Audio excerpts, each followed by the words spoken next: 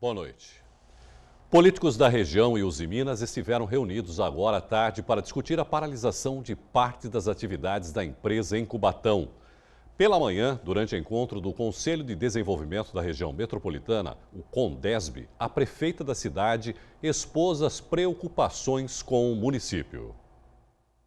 O fechamento da siderúrgica não é um fechamento de uma empresa, ele é muito mais do que isso, ele é o fechamento de uma cidade inteira e de impactos gravíssimos em toda a região da Baixada Santista. Esta foi a declaração da prefeita de Cubatão hoje pela manhã, ao chegar na reunião do CONDESB, Conselho de Desenvolvimento da Região Metropolitana da Baixada Santista. O cenário seria de caos social.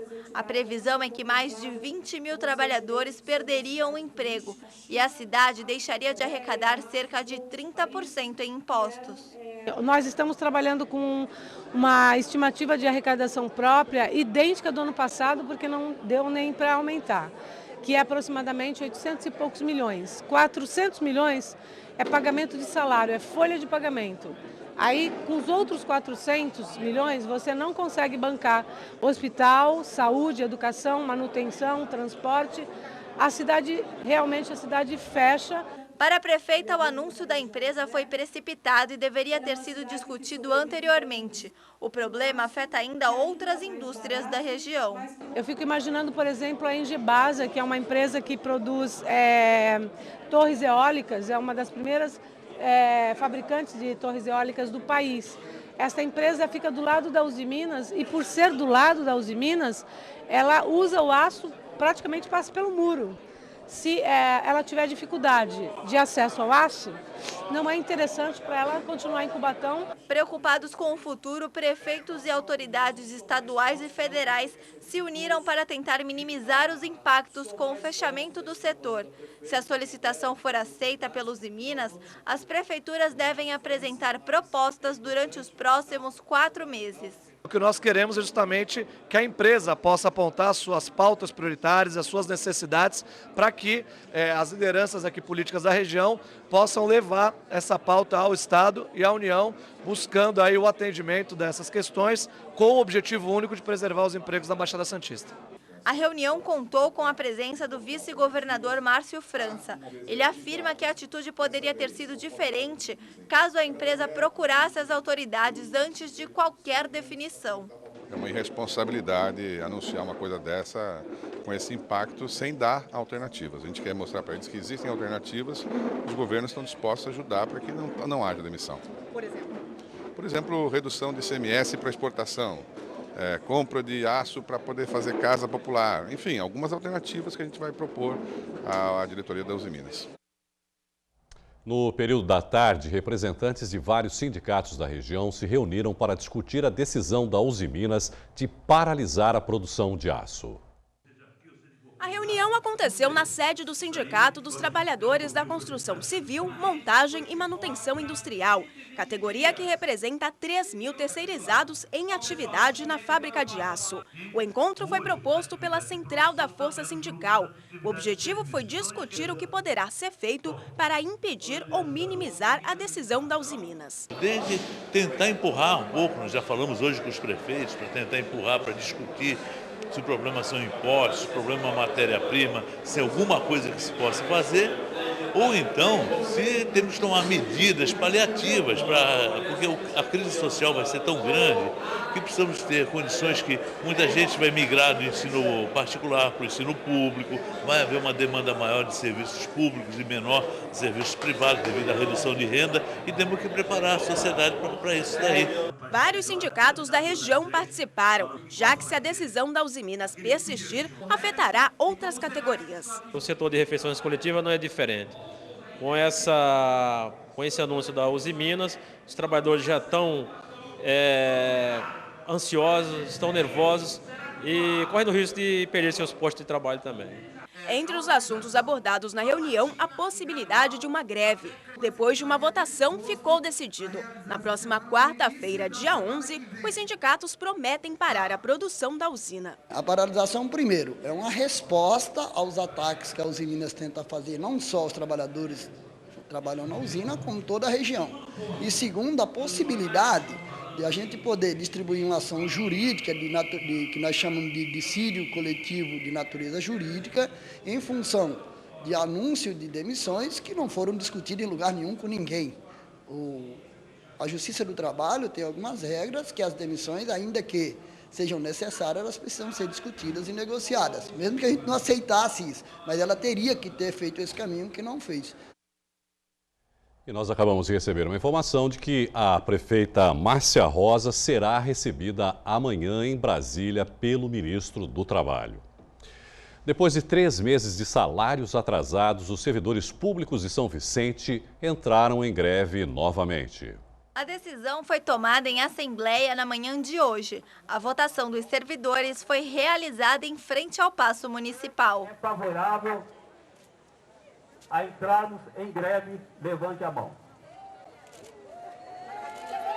Com a greve decretada, cerca de 4.000 funcionários públicos irão paralisar os trabalhos. Assim, serão prejudicados setores da saúde, educação e segurança. Desta vez, o principal problema é o escalonamento dos pagamentos. Ou seja, no último dia 30, apenas 25% dos trabalhadores receberam seus salários. Pelo 3º mês consecutivo, a administração escalonou os pagamentos do salário, ou seja, uma parte recebeu no último dia e os demais servidores vão receber escalonado. Isso prejudica os servidores? Isso desorganiza toda a vida econômica do trabalhador que já recebe um salário que não é um dos melhores. Quando a gente tem contas para pagar, os juros vão aumentando, mas quando a gente recebe é uma coisa só. Cartão vencendo, conta de casa vencendo, as meninas têm financiamento. E esses juros? Como é que a gente vive? Além dos salários, os servidores ainda passam por dificuldades quando se trata de benefícios como a saúde do trabalhador. O problema maior está sendo a Caixa de Previdência, né, que nós não temos nada, nenhum PS, nenhum pronto-socorro. E quando a gente vai na Caixa, que é o único lugar que nos atende, a gente ainda tem que aguentar o mau humor das enfermeiras. Então é complicado. Eu venho de uma laringite super forte, eu passei 4 dias totalmente sem voz e eu não tinha um pronto-socorro para me dirigir. Em agosto, outra paralisação foi realizada em consequência dos salários atrasados. Para a categoria, desta vez o movimento só será encerrado quando o problema for totalmente solucionado. E a determinação é que a gente só retorne ao trabalho quando o último servidor receber o seu salário. Ele não está negligenciando só com os nossos salários. A cidade está abandonada, está esburacada, falta lixo, falta iluminação, falta tudo, gente. Cadê a população que não vem para cá reivindicar, né? Se unir ao nosso movimento? A Prefeitura de São Vicente informou que vem cumprindo o escalonamento como foi previamente anunciado ao sindicato da categoria, pois não dispõe de caixa para depositar os salários de forma integral no último dia útil do mês. Disse ainda que até a última sexta-feira, 40% do funcionalismo já havia sido pago. Policiais civis protestaram em frente ao 4º DP de Santos, na Avenida Conselheiro Nebias, na Vila Matias, na manhã de hoje. A manifestação é contra a demora do governo estadual em reconhecer os atestados médicos de afastamento da categoria. Nós entramos em contato com a Secretaria Estadual de Segurança Pública, mas não obtivemos resposta até o fechamento dessa edição. O governo do estado está propondo uma reestruturação em algumas escolas. 94 serão fechadas. A medida deve atingir cerca de 300 mil alunos e 74 mil professores. Algumas unidades da Baixada Santista também serão afetadas pela decisão. Luiz Felipe estuda no Colégio Brás Cubas, no Marapé, em Santos, há 5 anos. Para ele, o futuro imposto para a escola, que hoje conta com cerca de 400 alunos, é bem triste. Eu estou há muito tempo, já estou acostumado, eu já fazia planos para quando me formar e é muito triste saber essa notícia que vai fechar.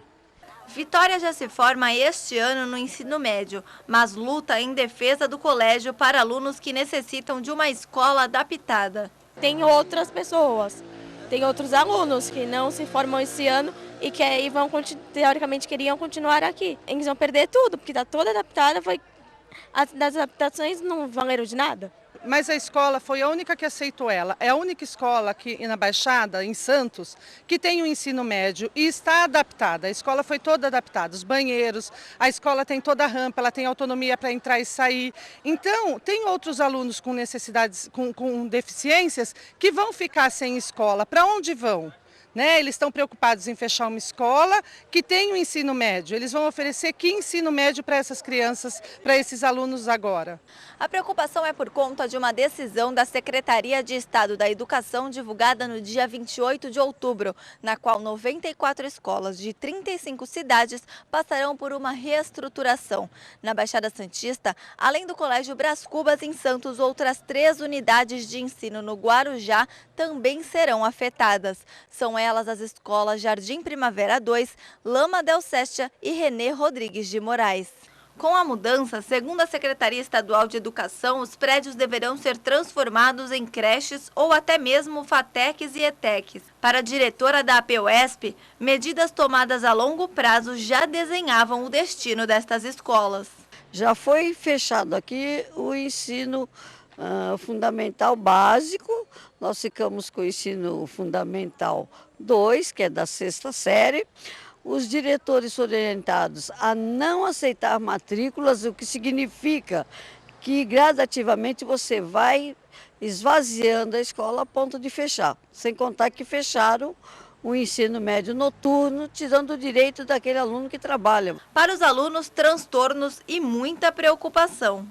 Aqui é a escola mais perto do bairro, a gente vai ter que ir até o primo, fora que a gente vai ter que acordar bem mais cedo e as salas vão ficar super lotadas, vão encher, vai ter que ter muita sala, vai ser horrível estudar assim. Além dos estudantes, os professores também são atingidos diretamente com a decisão e acreditam em demissões. Pelo levantamento que nós temos, nós vamos ter por baixo uns 74 mil professores na rua, é demissão em massa mesmo. Mas a diretora do Sindicato dos Professores na Baixada Santista garante: se a decisão não for rediscutida, a categoria fará greve. Nós já estamos em estado de greve. Dia 10, agora de novembro, nós teremos uma assembleia e, se as coisas continuarem, se o governo não retroceder, com certeza haverá greve, porque nós sabemos que 2016... está caminhando para a privatização do ensino. Em nota, a Diretoria Regional de Ensino de Santos esclarece que as escolas mencionadas pela reportagem serão disponibilizadas devido à baixa demanda de matrículas. Em Santos, a Escola Estadual Brás Cubas apresenta 83% de sua capacidade ociosa. Já no Guarujá, as escolas Jardim Primavera 2, Renê Rodrigues de Moraes e Lâmia del Sestia representam ociosidade de 79% em relação à demanda de alunos. A diretoria destaca ainda que no próximo dia 14, os pais poderão participar do Dia E para tirar todas as dúvidas quanto à reorganização. Uma família foi feita refém hoje por volta das 5h30 da manhã no bairro Vale Verde, em Cubatão. 2 criminosos pularam o muro da casa a partir de um terreno baldio e abordaram os moradores. Portando uma arma e 2 facas, os assaltantes agrediram o pai em frente aos filhos. A polícia foi chamada pelos vizinhos que ouviram gritos. Após estarem cercados, os criminosos se entregaram. Tarso Augusto Pinto da Costa Júnior, de 22 anos, tem passagem por tráfico de drogas, enquanto Carlos William Ribeiro dos Santos, de 21, já foi preso 8 vezes e estava foragido da cadeia pública de Itanhaém. A polícia identificou os suspeitos de terem matado o estudante Luan Oshiro no mês passado em Santos. Os investigadores utilizaram fotos, imagens de câmeras de monitoramento e depoimentos de testemunhas. No último dia 23, a Polícia Civil divulgou retratos falados de 2 homens que estariam envolvidos no crime. O autor do disparo que matou Luan Oshiro é um menor de 16 anos. Ele também morreu no dia seguinte, quando tentou assaltar um policial militar que chegava em casa no Jardim Piratininga, em Cubatão. A arma localizada pelo PM com o adolescente foi reconhecida por testemunhas que estavam com Luan no dia do latrocínio. O adolescente estava acompanhado de Reinivaldo Costa Pereira, de 19 anos. A polícia tentou prendê-lo hoje de manhã, mas ele não foi localizado. Um carro que pode ter sido usado pelos assaltantes foi apreendido. Luan Oshiro foi morto com um tiro no pescoço quando esperava por um ônibus em um ponto da Avenida Francisco Glicério, em Santos. Depois do intervalo, uma entrevista ao vivo com o médico urologista da Prefeitura de Santos, Felisberto Serra. Em pauta, a prevenção ao câncer de próstata no Novembro Azul. Nós voltamos já. Começou hoje em todo o país a campanha de saúde do Novembro Azul para a prevenção ao câncer de próstata. Em Santos, homens com mais de 45 anos podem procurar a policlínica mais próxima e agendar a coleta de sangue para o exame de dosagem de PSA, utilizado para a detecção da doença que não apresenta sintomas. Para falar mais sobre o assunto, eu converso agora com o Dr. Felisberto Serra, médico urologista da Prefeitura. Doutor, boa noite, obrigado, viu, por participar conosco. É muito importante fazer o exame, né, que é totalmente de graça nesses casos agora. Boa noite, Lindeu. Boa noite, senhores telespectadores. É necessário, é imperativo que todo homem faça o seu exame da próstata. A partir dessa idade, 45 anos, ou não existe uma idade específica? O consenso universal, particularmente da Sociedade Brasileira de Urologia, é que a partir dos 45 a 50 anos se inicie essa averiguação. Porém, quando existe um histórico familiar, isto é, se houve um caso de câncer de próstata na família, o pai ou o avô, ou 2 casos que aumenta a chance, esse paciente deve ser avaliado a partir dos 40 anos. Na raça negra também é prudente que se faça o exame a partir dos 45 anos. Isso é necessário. Nesse caso, doutor Renan, por exemplo, o exame de PSA, o que é especificamente esse exame e o que ele mede? O PSA é uma substância que é produzida só na próstata. De maneiras que, quando ela começa a ter um crescimento além do desejável, nós temos que ficar atento e fazer, juntamente com o PSA, o exame clínico local da próstata, para, somando os 2 dados, ver se esse aumento dessa proteína que é fabricada na próstata possa estar indicando um tumor maligno da próstata. Que, no caso, seria acima de 4 ng por ml, é isso? É um termo... Esse seria um volume estipulado por alguns laboratórios. Eu acho que cabe aqui uma colocação extremamente assim, prudente, porque às vezes o paciente chega com um exame alterado, 4 ou 5, 6, e ele fica altamente sugestionado pensando que isso sugere câncer da próstata. Não é verdade. Que não é verdade. Nós temos que ter prudência quando examinar esse paciente e falar para ele, olha, não significa que um aumento do PSA necessariamente é câncer da próstata. Isso tem que vir junto com o histórico familiar, com o exame local da próstata, com dados clínicos que possam canalizar o nosso raciocínio nesse sentido. Mas agora é importante também colocar, não é, doutor, e me corrija se eu estiver errado, só o exame do PSA também não é garantia nenhuma, tanto de não ter, como o senhor colocou. Né? Perfeitamente. É importante que se faça também o outro exame de toque. Né? Eu vou fazer uma colocação que é extremamente assim, consistente. Nós já operamos pacientes com o PSA abaixo do limite, abaixo de 4, mas com o exame local alterado. E a biópsia confirmou que ele tinha um câncer que produzia pouco PSA, mas ele tinha o câncer da próstata.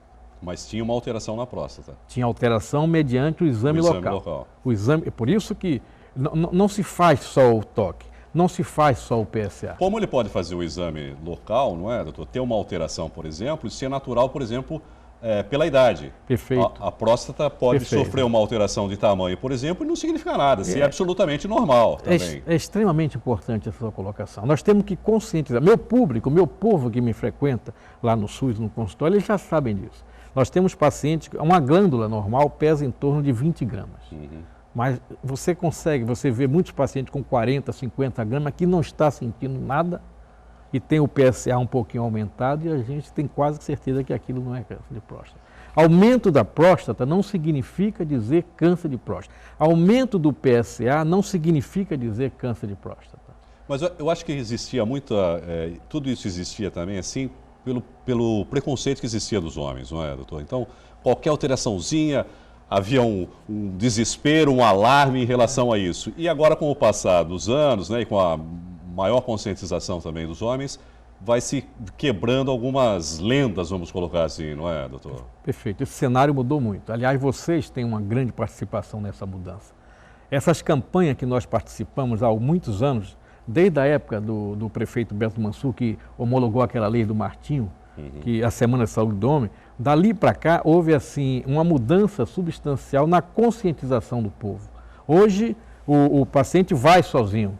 É evidente que a contribuição da esposa, isso é muito bom, porque ela estimula. As mulheres são mais cautelosas, mais inteligentes, então elas conduzem os homens e eles vão. Hoje nós temos uma população... Marcam o exame, eu falo pela minha mulher. É verdade, marcam. Chega a marcar o exame e quando eu fico promete sabendo... um monte de coisa. Já está marcado o exame.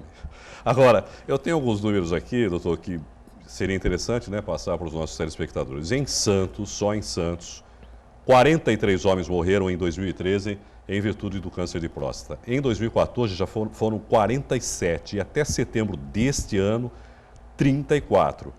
Na campanha do ano passado foram feitos 904 exames de dosagem de PSA. Quer dizer, mais do que nunca é importante que as pessoas realmente participem e façam o exame. Não deixe para participar só agora, que é o mês da campanha, mas ao longo do ano todo, não é, doutor? Eu acho que isso está mudando. O pessoal está frequentando o urologista o ano inteiro. Mas é sempre bom rebater isso sim, para que eles possam se conscientizar disso. Existem algumas estatísticas que são muito cruéis. Nós aprendemos nos bancos da faculdade, nos livros, que de cada 6 homens, um vai ter câncer da próstata. Isso é pesado falar isso, mas não quer dizer que ele vai morrer de câncer da próstata. Por isso que essas campanhas têm essa conotação especial. Se você traz o homem para vir no urologista precocemente, ou no clínico, no geriatra, que faz o exame dele, para fazer o diagnóstico precoce, hoje nós conseguimos ajudar essas pessoas em até... Se cura hoje o câncer de próstata em até 80% a 90% dos casos. Desde que diagnosticado precocemente. Não é? Quando nós conseguimos, de uma maneira precoce, estabelecer que esse tumor está dentro da glândula. Ele não escapuliu ainda. Sim. Aí a chance... lá... Perfeitamente. A chance de cura aumenta de uma maneira substancial. Isso é gratificante, isso dá alegria, né? E com qualidade de vida depois. Com qualidade de vida. Eu sou de uma época que quando o paciente procurava o médico, ele já estava polissintomático. Dores ósseas, emagrecimento progressivo, inapetência, não se alimentava. E o exame da próstata, você encontrava uma plataforma dura, rígida. Você não tinha o que fazer. Uma castração, ele vivia mais 3, 4 anos, era muito pouco. Agora, doutor, para as pessoas que desejarem realizar o exame agora nessa campanha do mês de novembro, tem algum preparativo antes? Alimentação, alguma coisa? Ou é só chegar lá e colhe o sangue e faz o exame? Considerando, veja bem, que o objetivo é que esse diagnóstico seja precoce, a Prefeitura parece que está disponibilizando o seguinte: qualquer ambulatório de policlínica que o paciente chega com o exame um pouco alterado, parece que eles estão priorizando esses pacientes. Mas é bem verdade que a demanda é o ano inteiro. O ano inteiro nós estamos recebendo paciente para exame que é feito com uma frequência muito grande. Mas o que eu pergunto para o senhor é o seguinte: não precisa ficar sem comer, não tem nenhuma não há necessidade de nenhum preparativo pós-coleta anterior à coleta do exame de sangue. Ele pode ir lá no dia que for e coletar. Parece que são cada exame tem um período que ele fica em jejum. Eu acho que o PSA são 6 horas. São 6 horas de jejum, salvo melhor juízo, mas são 6 horas. E ele não pode... O que é importante é o seguinte: o paciente que vai fazer o exame de sangue para avaliar o PSA, ele não pode, durante 3 a 4 dias, andar de bicicleta. É prudente não andar de moto, não andar de cavalo. Ele não pode ficar excitado, não pode namorar, penetrar, gozar, ejacular, colocar supositório. Ele não pode estar com o intestino preso, ele não pode ter feito um toque antes. Ele tem que ter um espaço de tempo para que o resultado do exame não sofra interferência dessa situação. Entendeu? Porque às vezes ele chega com o exame alterado e preocupado, estou com câncer. Não é bem isso, não é bem assim. Precisa perguntar: você ficou em dieta, em jejum 3 dias? Às vezes o cara teve sexo na véspera. Na noite anterior. Perfeitamente, ele esquece de tudo isso. Assim. Agradecer aqui o doutor Felisberto Serra, médico urologista da Prefeitura. Doutor Felisberto, muito obrigado, pela entrevista que foi, mais uma vez, esclarecedora, e espero que os homens cada vez mais se conscientizem da necessidade da realização do exame. Para o bem de todos, né? Estamos sempre à disposição. Muito obrigado e uma boa noite para o senhor. Boa noite, senhor espectador. A seguir, história de Padre Paulo vai virar documentário, uma feira de quadrinhos que movimentou Santos no final de semana. Nós voltamos já. O corpo de um turista de 23 anos foi encontrado ontem em Betioga e, de acordo com o Corpo de Bombeiros, o jovem morava na capital, se afogou quando nadava no rio Guaratuba, no sábado. Ele foi identificado pela mãe. E para evitar ou diminuir esse tipo de ocorrência na cidade, Bertioga receberá um reforço de 20 guarda-vidas temporários a partir do início de dezembro. A entrega dos certificados de conclusão de curso será amanhã. Atualmente, 40 bombeiros compõem o efetivo no município. E a Prefeitura de São Vicente anunciou agora há pouco que, por questões financeiras, não será realizada a encenação da Fundação da Vila de São Vicente no ano que vem. O Poder Público Municipal decidiu priorizar os recursos para pagamento de demandas urgentes em vários setores. Para 2016, o espetáculo teve custo estimado em 3,3 milhões de reais. Na edição deste ano, o espetáculo contou com financiamento total da Prefeitura. Criada em 1982, a encenação de São Vicente já teve interrupções pela mesma razão em edições no início dos anos 90. A edição de hoje termina por aqui. Pelo Santa Portal, você continua bem informado. Obrigado pela companhia, uma boa noite para você e até amanhã. Tchau.